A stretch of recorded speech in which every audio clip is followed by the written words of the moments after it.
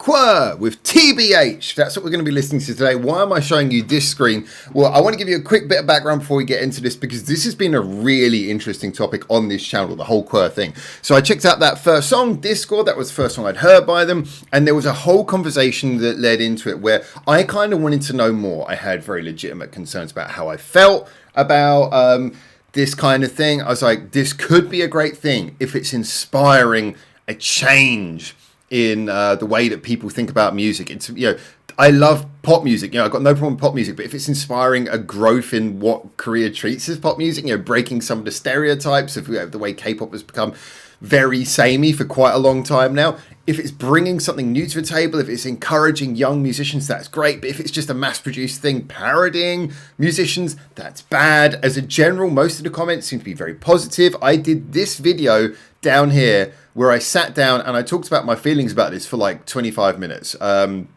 which was, you know, I like to do these little sit down talk things, and this is a subject I'm really interested in. And I laid out a lot of information. So I would recommend, if you want to know my feeling about where I am on this journey and why I'm so interested in this band, I would recommend you check out that video first of all. It's pretty high up on this channel. I'm sure it won't be long ago by the time this one's posted. Anyway, the thing is that I'm really intrigued to check out more. I am expecting it to be pretty heavily produced. We're jumping with T.B.H. Someone recommended T.B.H. to me. Apologies, I know I've been recommended a few songs. This was recommended, came up very high. I'm intrigued to see what this is like. Again, this is one of the ones that I think I slightly veered away from when I was trying to find a first song, because this is on some company called One The K. I don't know if that's an Egg Kim thing, because I now know a little bit about Egg Kim. I don't know if this is his thing or something else. I'm always a little bit, because, you know, the K-pop thing where everything, you know, the label's more important than the artist. I've never liked that. And, you know, it looks like it's one of those things. You know, 24 million subscribers. It looks like it's a little bit is this going to be one of the ones where it's like pandering to if you like the stereotypes of K-pop, or is this going to be them doing what I talked about before, where they're breaching the wall and, you know, sort of using the K-pop image to bring in something new, to smuggle in Trojan horse, this new thing they want to do, this passion for instrumentation. Again, no disrespect to K-pop from the past. It's just, like I say, it's been a while since 2012. We need to shake up a lot of those K-pop stereotypes. And that's what I want QWER to be. But again, baby steps. You're not expecting them to just come in with something totally different and totally change the industry. They are the breach in the wall that can bring us something new, is what I'm hoping. I've also heard in a lot of the comments, by the way, that, you know, they apparently, you know, fans will often hear hate more than other people will. Or at least they'll bristle more at it. I've heard in some of the comments on that last video that I posted that people have been saying, well, QWER get hate from some of the K-pop fans for being like, you know, for not being K-pop. I can't remember what the exact things were, but some of the things about them are just like, oh, they're seen as being fake by them. But apparently they also get hate from a lot of the bands for not being legit. I don't know how much of that's true, how much that's manufactured, how much of that might be overblown by the perspective of fans noticing that kind of thing.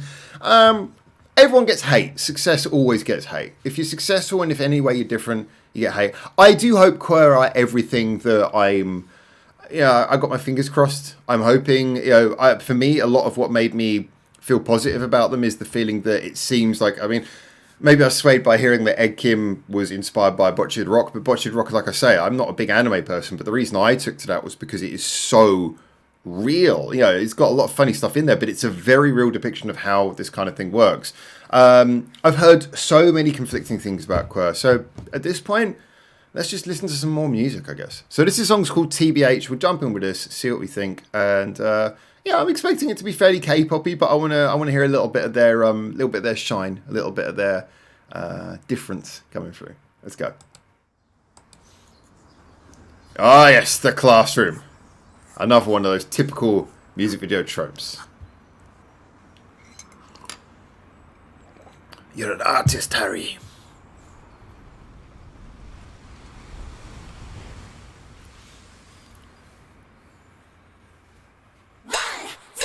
Okay, that's not where... I did not expect it to go that way. Alright, that's pretty good. I'm liking it. Upbeat.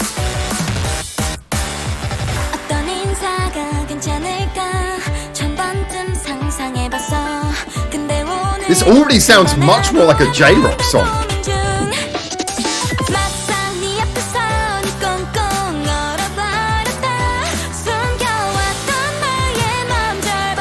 Creepy.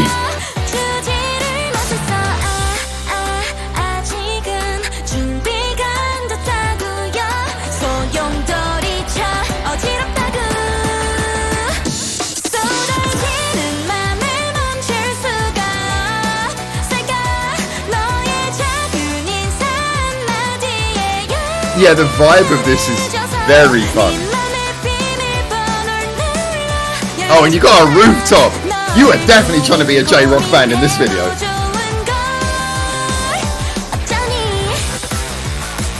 Alright, we go. Bring in some choreography. Yeah, I automatically already like this one a lot more.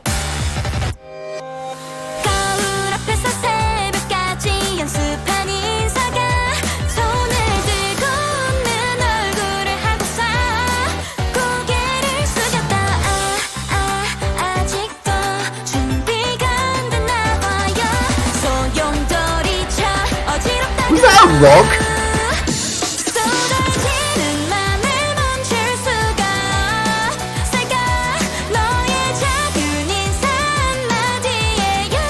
See, this is a song I would just genuinely enjoy listening to. No caveats, this is just like a good fun pop rock song.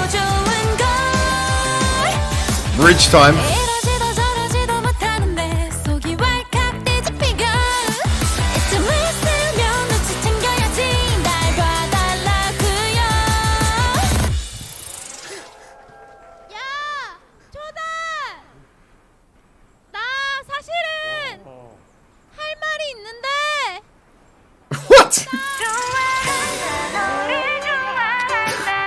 I don't speak Korean, this bit's lost on me. Someone get in the comments and tell me what happened.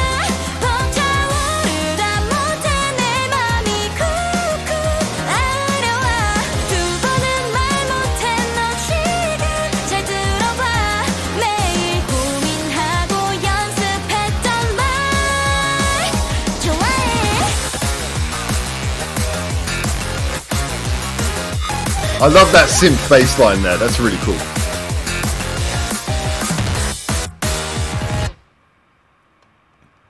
Resolution note? No resolution note! Ooh. Oh, edgy.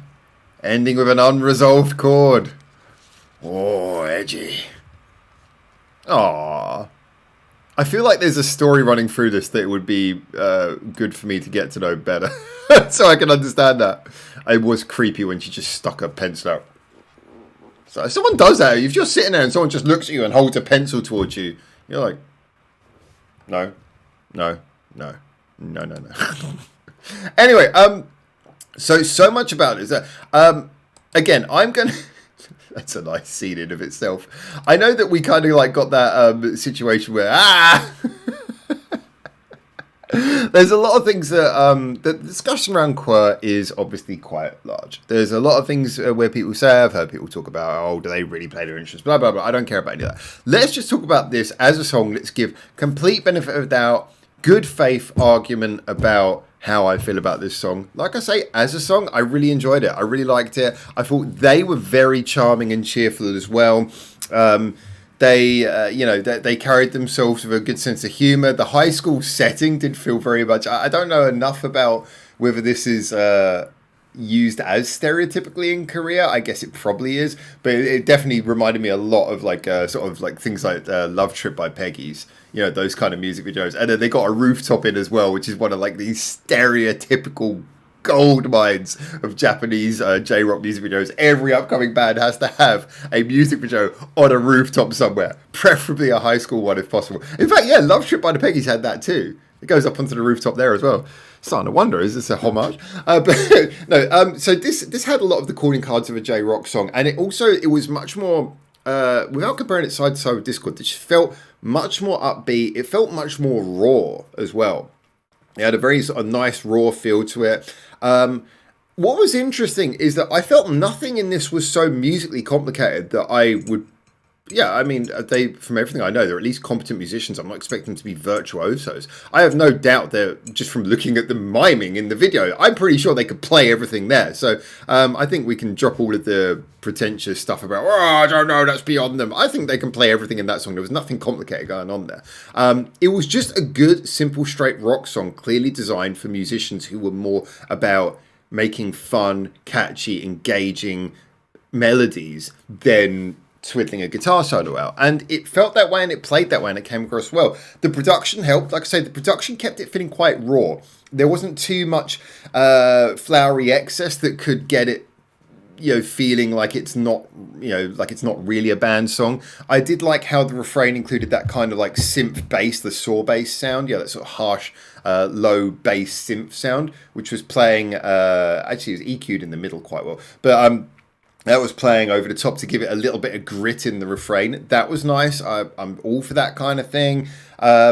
It gave it a little bit of bite, a little bit of extra personality without, again, removing or detracting from the fact that it still felt like a legit band song. It was good. It was that right balance between being poppy and being a band song. It felt... This, actually, I'll be honest, this felt like exactly in the place that I kind of want to hear something like QWER being. I want them to have a bit of both of those worlds. I want to see those worlds combined nicely. And this felt like that. It felt like a very literal depiction of pop rock, which is really, I guess, what a lot of these bands are doing. I call to mind things like, I often reference things like Silent Siren's a great example of that.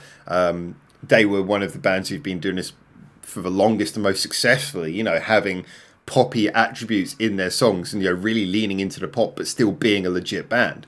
And in a weird way, although obviously Silent Siren's journey was very different, I think Silent Siren are a very good comparison to QWER, in that we're talking about two bands who maybe could have been questioned for who they were before they became a band. Silent Siren met in a modelling agency and everything.